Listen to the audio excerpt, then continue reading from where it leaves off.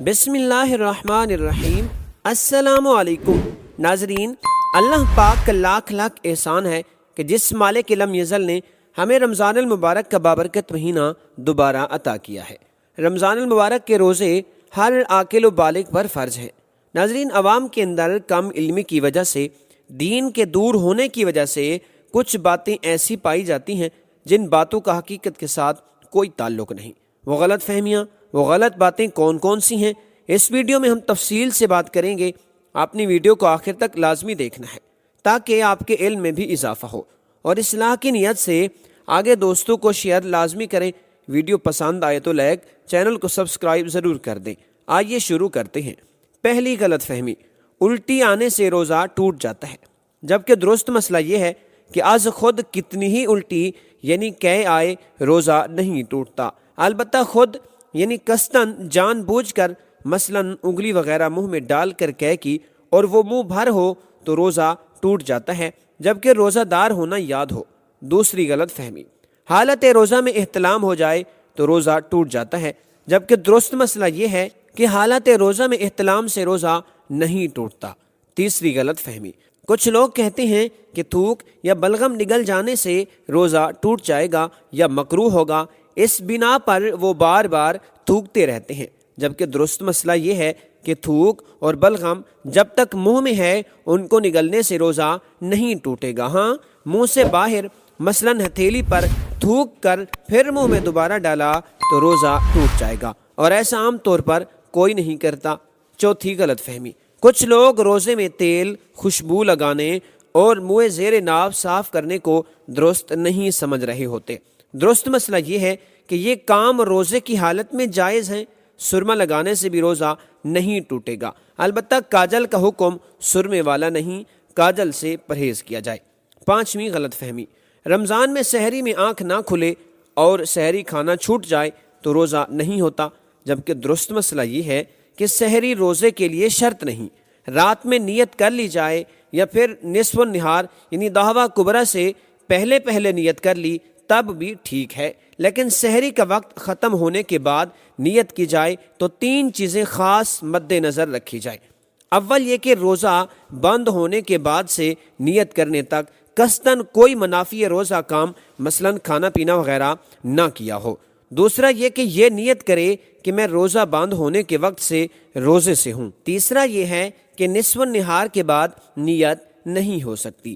چھٹی غلط فہمی، رات میں غسل فرض ہو جائے تو اب روزہ شروع ہونے کے بعد کلی یا ناک میں پانی افطار کے وقت ہی ڈالیں گے، جبکہ درست مسئلہ یہ ہے کہ روزہ شروع ہونے سے پہلے کسی بھی وجہ سے غسل فرض ہو یا روزے میں احتلام ہو جائے تو غروب کا انتظار نہیں کریں گے۔ روزے کی حالت میں نہانا ہو تب بھی غسل کے تمام فرائض ادا کیے جائیں گے۔ پورے جسم پر پانی بہانے کے ساتھ ساتھ غسل میں کلی کرنا اور ناک کے پورے نرم حصے میں پانی پہنچانا فرض ہے، اس کے بغیر غسل نہ اترے گا، نہ نمازیں ہوں گی۔ یاد رہے کہ روزہ ہو تو غرغرہ نہیں کریں گے، اور عام دنوں میں بھی غرغرہ کرنا غسل کا فرض یا کلی کا حصہ نہیں، جدا گانا سنت ہے، وہ بھی اس وقت جب روزہ نہ ہو۔ البتہ روزے کی حالت میں ناک میں پانی سانس کے ذریعے اوپر کھینچنے کی اجازت نہیں ہے۔ ساتویں غلط فہمی، حالت روزہ میں مسواک نہیں کی جا سکتی، جبکہ درست مسئلہ یہ ہے کہ مسواک کی جا سکتی ہے، البتہ یہ احتیاط رکھی جائے کہ ریش حلق میں نہ جائیں۔ آٹھویں غلط فہمی، جب تک اذان ہوتی رہے سحری میں کھانا پینا جاری رکھا جا سکتا ہے، جبکہ درست مسئلہ یہ ہے کہ جب سحری کا وقت ختم ہو جاتا ہے تو اذان فجر اور نماز فجر کا وقت شروع ہوتا ہے، لہٰذا جو سحری بند ہونے کے باوجود اذان شروع یا ختم ہونے کا انتظار کرتے ہوئے کھاتا پیتا رہا، اس نے اپنا روزہ برباد کیا، اس کا روزہ ہوا ہی نہیں۔ نویں غلط فہمی، چوٹ وغیرہ لگنے پر خون نکل آئے یا خون ٹیسٹ کروانے سے روزے پر کوئی اثر پڑتا ہے، جبکہ درست مسئلہ یہ ہے کہ جسم سے کوئی چیز باہر آنے پر روزہ نہیں ٹوٹتا، لہٰذا ٹیسٹ کے لیے خون نکلنے یا زخمی ہونے پر خون بہنے سے روزہ نہیں ٹوٹے گا۔ روزہ کسی چیز کے براہ راست ذریعے سے جو معدے یا دماغ تک پہنچنے پر ٹوٹتا ہے، البتہ چند صورتیں مستثنیٰ ہیں، جیسا کہ روزہ یاد ہوتے ہوئے جان بوجھ کر منہ بھر قے کرنا۔ 10ویں غلط فہمی، روزے میں انجیکشن لگانے سے روزہ ٹوٹ جائے گا، جبکہ درست مسئلہ یہ ہے اگر یہ سوچ ان علماء کی پیروی کی وجہ سے ہے جن کا موقف یہی ہے تو ٹھیک ہے، البتہ جو قوی اور مضبوط دلائل ہیں ان کی روح سے انجیکشن لگانے سے روزہ نہیں ٹوٹتا، چاہے نس میں لگایا جائے یا گوشت میں، شدید ضرورت ہو تو ڈرپ بھی لگائی جا سکتی ہے۔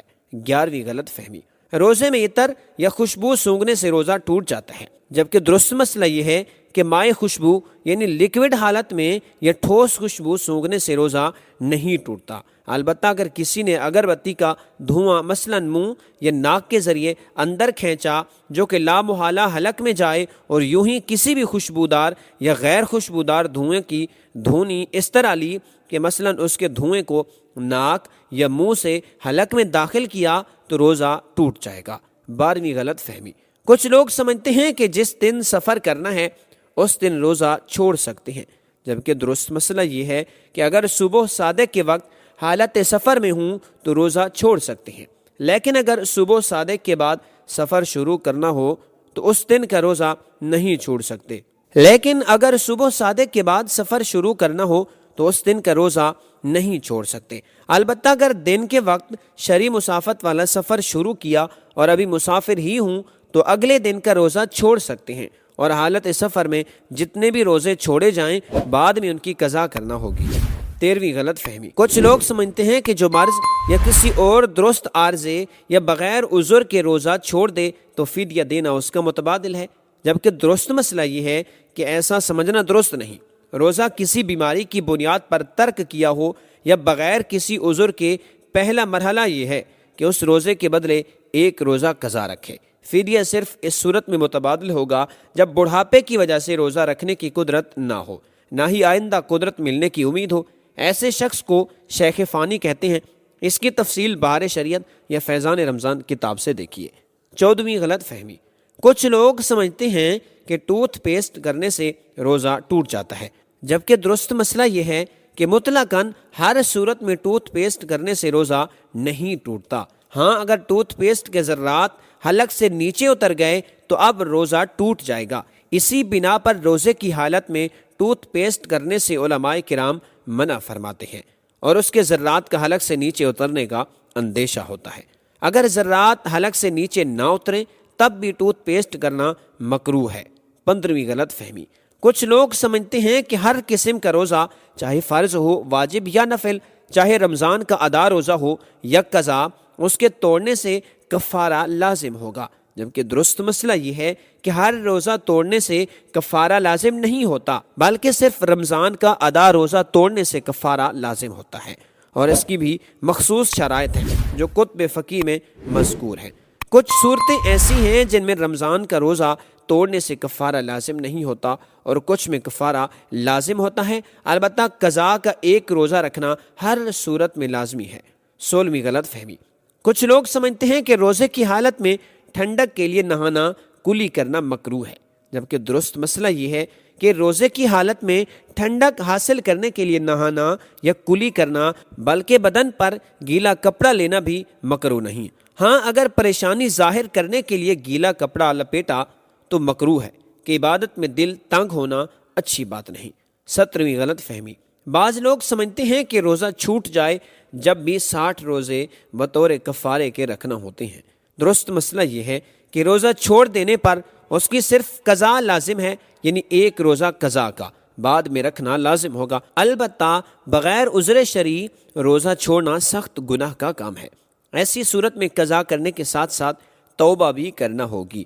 18ویں غلط فہمی، کچھ لوگ سمجھتے ہیں کہ کلی کرتے ہوئے اگر کلی سے پانی حلق سے اتر جائے تو روزہ نہیں ٹوٹتا، جبکہ درست مسئلہ مطلقاً ایسا سمجھنا درست نہیں۔ درست مسئلہ یہ ہے کہ جب روزہ دار ہونا یاد ہو تو اگرچہ پانی غلطی سے حلق سے اترا ہو روزہ ٹوٹ جائے گا۔ ہاں، اگر روزہ دار ہونا ہی یاد نہ ہو تو اب اگرچہ جان بوجھ کر پانی حلق سے اتارے روزہ نہیں ٹوٹے گا۔ دوسرے لفظوں میں یوں سمجھیے کہ بھول کر کھانے پینے سے روزہ نہیں ٹوٹتا، لیکن بطور خطا کھانے پینے سے روزہ ٹوٹ جائے گا۔ 19ویں غلط فہمی، بعض لوگ سمجھتے ہیں کہ حاملہ اور دودھ پلانے والی عورت پر روزہ فرض نہیں۔ درست مسئلہ یہ ہے کہ اگر حاملہ اور دودھ پلانے والی عورت روزہ رکھنے پر قادر ہو تو اس پر بھی روزہ رکھنا فرض ہے۔ ہاں، اگر روزہ رکھنے سے اپنی یا بچے کی جان کو نقصان پہنچنے کا صحیح اندیشہ ہو تو اس صورت میں وہ رمضان کا روزہ چھوڑ سکتی ہے، لیکن جتنے روزے چھوڑے گی وہ بعد میں قضا رکھنے ہوں گے۔ اللہ تعالی ہمیں شریعت مطہرہ کے مطابق رمضان المبارک کے روزے رکھنے کی توفیق عطا فرمائے۔ اللہ ہمارے ناقص عمل قبول و منظور فرمائے۔ ناظرین، اگر آج کا پیغام اچھا لگا ہو تو ویڈیو کو لائک، چینل کو سبسکرائب ضرور کر دیں اور آگے اصلاح کی نیت سے دوستوں کو شیئر بھی کر دیں۔ السلام علیکم ورحمۃ اللہ وبرکاتہ۔